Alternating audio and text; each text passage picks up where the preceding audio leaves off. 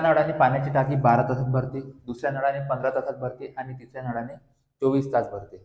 पण पहिला नळ 3 तास चालला, त्यानंतर दुसरा नळ 5 तास चालला, तर शिल्लक टाकी तिसरा नळ किती तासात भरेल? सर्वात पहिले काय करायचं, ते तिघाचा घ्यायचा लसावी. तिचा लसावी होईल आपला 120, म्हणजे 12 10 120, 15 8 120, 24 पंच 120.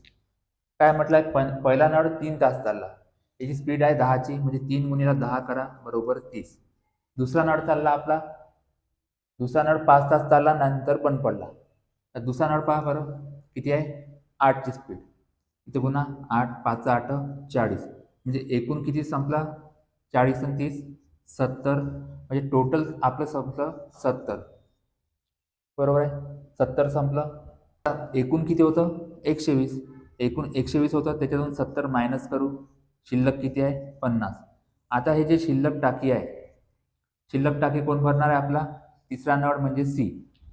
उरलेली टाकी आहे 50 आणि सीचा स्पीड किती आहे आपला 5चा, तर 5 भाग देऊ, 5 10 50, म्हणजे एकूण किती तासात भरण तो, 10 तासात. त्याच प्रकारचं दुसरं गणित दिलं आहे, त्याचं उत्तर कॉमेंट करा. धन्यवाद.